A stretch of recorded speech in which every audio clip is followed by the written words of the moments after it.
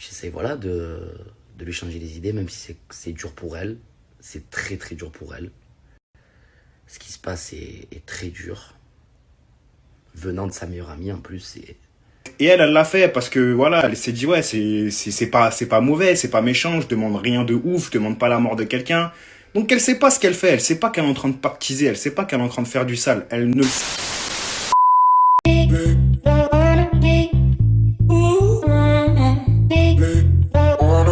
Salut à toutes et à tous, j'espère que vous allez tous très bien et que vous êtes en train de passer une excellente journée. Comme vous avez pu le voir dans le titre de la vidéo, aujourd'hui on va principalement parler de Greg et de Marvin. Vous le savez tous, depuis plusieurs heures, voire depuis plusieurs jours, on ne fait que de parler de Maëva Guénam et de la fameuse histoire de la sorcellerie. Car en effet, Marc Blatta avait fait des révélations sur son compte Snapchat, et après cela, tout le monde avait pensé tout d'abord que c'était Mila Jasmine qui avait payé cette fameuse sorcière. Mila avait été contrainte de s'exprimer publiquement pour tout démentir, et hier au soir, Marc Blatta s'est encore exprimé sur Snapchat, et il a révélé que ce serait Carla Moreau qui serait derrière tout cela. Et d'après lui, pas mal de Marseillais sont visés. Hier au soir, tout le monde ne faisait que de parler de cette histoire sur l'ensemble des réseaux sociaux, et face à l'ampleur de la situation, Maëva Guénam n'avait pas préféré s'exprimer publiquement de vive voix sur les réseaux sociaux, mais Greg a quant à lui décidé de le faire. Une chose est sûre, il était vraiment sous le choc. Au même moment, Marvin a décidé de lui aussi de s'exprimer à propos de toute cette histoire. Je vous laisse sans plus attendre avec toutes les explications de Greg, et ensuite vous retrouverez celles de Marvin. N'hésitez surtout pas à réagir en commentaire. Bon les bébés, j'espère que vous allez bien écouter. Moi, ça va pas du tout, voilà. Ce qui se passe est grave.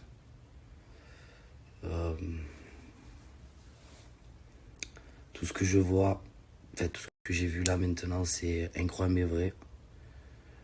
Sachant que, voilà, Maëva, c'est une personne qui a tout donné pour Carla, qu'il a jamais trahi au final. Et au final, on apprend ça et c'est quand même très très dur. C'était sa meilleure amie, c'était sa confidente, ça fait très longtemps qu'elles se connaissent.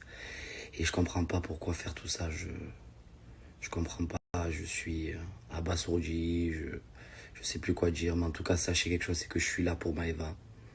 Ne vous inquiétez pas que je prends soin d'elle. Voilà, et ne vous inquiétez pas, même si Maëva n'est pas dans son bon mood. Mais je suis là pour elle. Donc j'essaye un peu de lui changer les idées, j'essaye un peu de la faire rire, j'essaye voilà, de lui changer les idées, même si c'est dur pour elle. C'est très très dur pour elle. Ce qui se passe est très dur. Venant de sa meilleure amie en plus, c'est complètement... C'est inhalu. Voilà, c'est décevant, ça fait de la peine et Maëva, moi je la protégerai toute ma vie. Donc voilà, donc ne vous inquiétez pas, je suis autant peiné que elle. Mais voilà, je vais essayer de lui changer les idées. Et ne vous inquiétez pas. Maëva, elle est entourée quand même, elle n'est pas toute seule, ne vous inquiétez pas. Je suis là, on est là, et je serai là pour elle toute ma vie, elle le sait. En fait, Maëva, quand elle est triste, je suis triste, quand elle est heureuse, je suis heureux, tout simplement.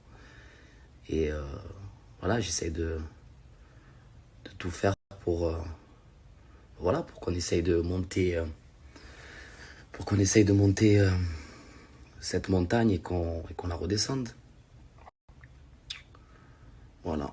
Des déceptions dans la vie, on en a tout le temps, hein, mais là, c'est vrai que c'est très très dur.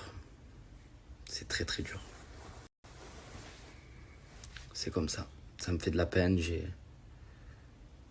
suis dégoûté, les bébés, vraiment. La blonde, elle a rigolé avec personne. Ce rôle pour tout le monde. Vous êtes des fous. Vous êtes des fous. Oh, pour la... Non. Eh, moi, ça fait combien de temps que je vous dis que pour la télé, ils sont prêts à faire des trucs de psychopathes? C'est bon? Là, vous avez la preuve, là. Cuisse-Marie, vous avez la preuve, là. La main dans le sac, ma gueule, la main dans le sac. Non, c'est chaud, c'est chaud, c'est chaud, c'est chaud. Ils ont tous appelé Marc, tous un par un. Comme d'habitude, quand il y a une dinguerie qui sort, ils l'ont tous appelé. Ouais, frérot, bon, écoute, on est en guerre, mais faut que tu nous expliques qu'est-ce qui se passe. Qu'est-ce qui se passe? Il y a du Sroll party chez les Marseillais, voilà ce qui se passe. C'est Sroll party chez eux. Ça envoie que du Sroll à toute patate. Tiens, évince celle-là, évince la suite, fais-moi monter celui-là. Les deux, faut qu'ils m'écoutent à la mort. Sinon... Vous êtes des bâtards. Quand j'ai fait mon accident, j'étais sûr et certain que c'est quelqu'un qui me l'avait envoyé le camion. Genre qu'il n'était pas arrivé comme ça. C'est quelqu'un qui me l'a envoyé le camion. Quelqu'un il a dit aujourd'hui Marvin il va croiser un camion sur sa route, il va lui niquer ça, Rem. Sûr, à 2000%. Envoyer des messages là, parce que je vois que c'est en train de casser internet cette histoire. Ouais, non, mais c'est fake. Ouais, mais est-ce que tu y crois? Commencez à vous réveiller, les gens. Commencez vraiment à vous réveiller. Commencez à arrêter de regarder la télé pour de vrai. Commencez à vous recentrer sur des vraies choses. Pour les personnes qui pensent que c'est fake, et bien pensez que c'est fake. Restez dans votre délire de fake. De toute façon, chacun va payer sa cuenta à la fin. Donc que ce soit fake ou que ce soit pas fake, c'est... Voilà. La personne, si elle a fait ça, là, elle va manger plein tarif, croyez-moi. Moi, j'y crois dur comme fer. Je sais ce qui se passe. Je sais qui sont ces gens-là. Donc je sais très bien de quoi ils sont capables. Et ça ne me choque pas du tout. Voilà. Ça me choque pas du tout. Pas du tout, du tout. J'espère que vous allez bien. Juste pour vous faire un petit récap de la Sroll party, ça sert à rien de se mettre derrière les côtes de la petite Carla, parce que moi je pense qu'elle ne savait même pas ce qu'elle était en train de faire. En fait, les gens ils sont tellement pas au courant que ça va vite, tellement ils sont pas au courant que ça va très très vite, qu'il suffit pas juste de dire ah j'ai donné mon âme, il suffit d'un rien pour pactiser. Ça il faut le comprendre. Il y a beaucoup de gens qui ne savent même pas de quoi je parle, il y a beaucoup de gens qui savent même pas ce qui se passe réellement dans le queutru. Moi, je pense vraiment qu'elle a été prise dans la spirale parce qu'il y a tellement de mauvaises personnes derrière elle, des grosses têtes qui vont bientôt tomber, je l'espère, qui lui ont fait croire que voilà, c'était normal, c'était commun, tu vois. Genre, en gros, vas-y, demande ça, t'inquiète, ça va arriver.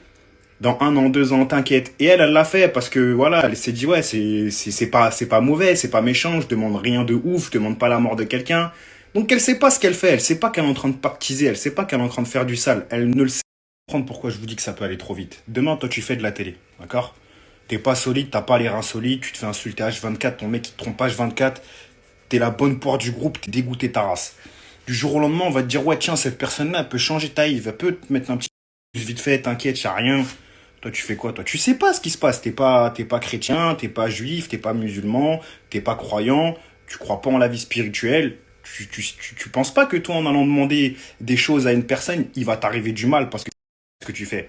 C'est ça que j'essaye de vous faire comprendre, c'est qu'il y a des gens, ils savent même pas ce qu'ils font. Vous voyez?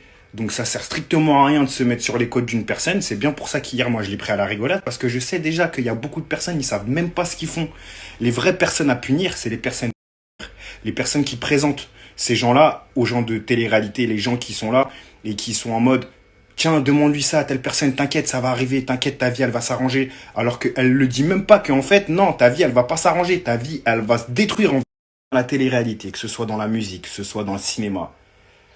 C'est monnaie courante dans ce monde-là. Dans le monde du showbiz, le soul, c'est monnaie courante. Voilà, c'est pas ça arrive de temps en temps, c'est monnaie courante. Ils sont tous remplis de ça. Black, rebeu, ils sont remplis de ça. Ils sont remplis de ça, ils sont remplis de ça. D'accord? Je dis pas que 100% du showbiz est dedans, mais il y a 90%, ils sont dedans plein. Tu veux réussir, tu sais par où faut passer. C'est réel, ok? Je sais de quoi je parle, on me l'a proposé maintes et maintes fois, d'accord? Donc je sais de quoi je parle, je suis pas un mytho, je vais pas vous raconter ma Yves, mais je sais de quoi je parle.